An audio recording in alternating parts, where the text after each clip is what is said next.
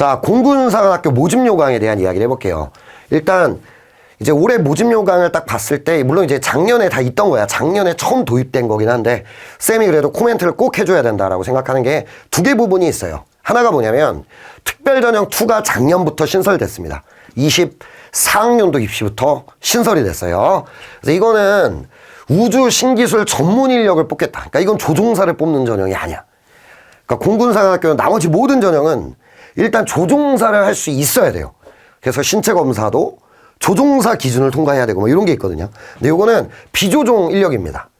혹시 옛날에 공사 모집 요강을 안다면 정책병과라는 게 있었거든요. 뭐 지금은 없는 거니까. 요 특별전형2가 비조종을 뽑고 있다. 요건 알았으면 좋겠고요.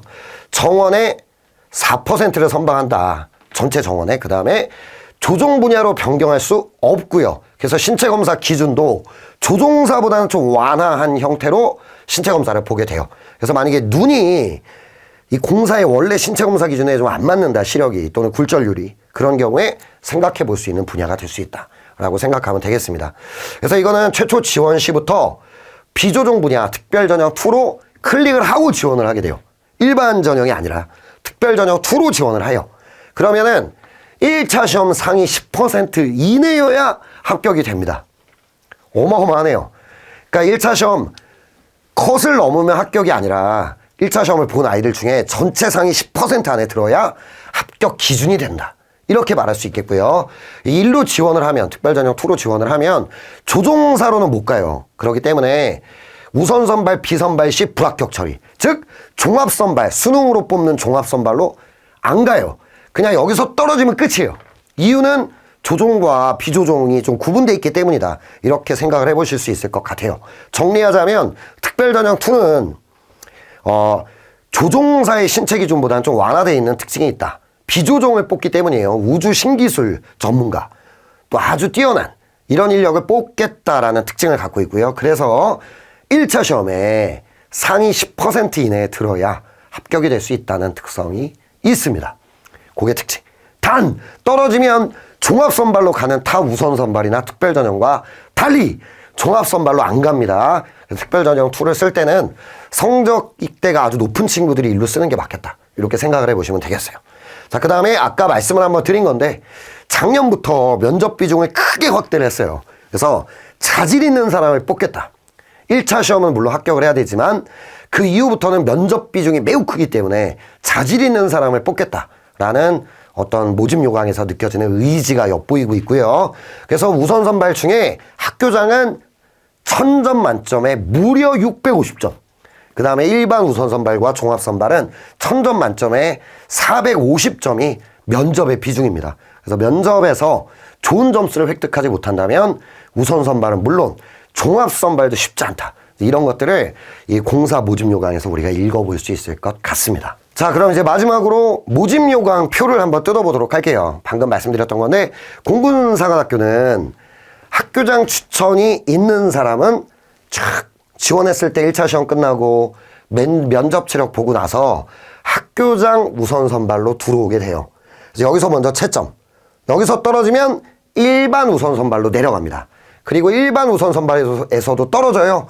그러면 종합 선발로 내려가게 된다. 자, 그럼 나머지 특별전형 있잖아. 재국민, 독립, 유공자, 국가유공자, 농어촌, 그 다음 기초차상위. 자, 요 친구들 같은 경우에 일로 들어오는 거야, 먼저. 그래서 일로 채점. 각자 자기 걸로 채점.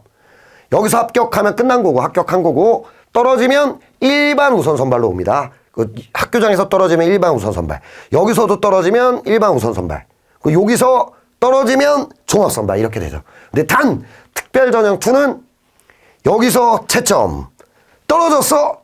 그냥 아웃. 종합 선발로 안 간다. 이것만 좀 이해하시면 될 것 같아요.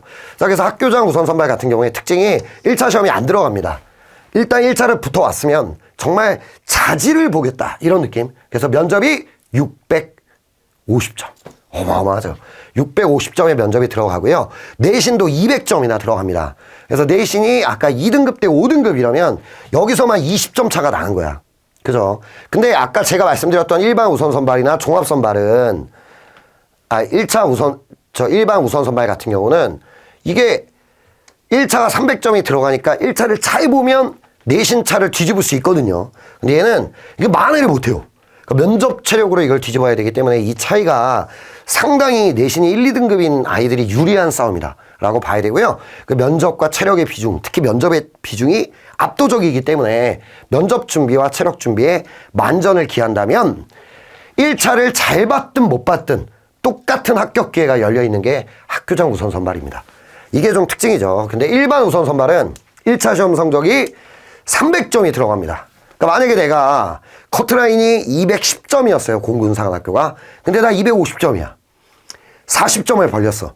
물론 이거는 이제 표준 점수로 들어가기 때문에 원점수로 딱 들어가는 건 물론 아니지만 예를 들어서 40점을 벌렸어요. 그러면 매우 유리하죠, 사실.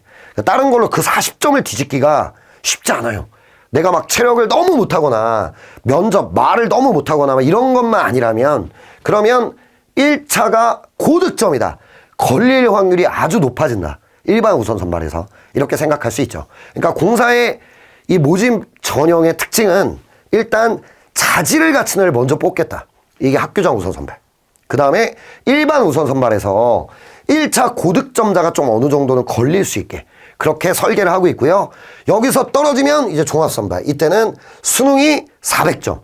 어떻게 보면 실질 반영 비율은 수능이 가장 높은 걸로 볼 수 있겠고요.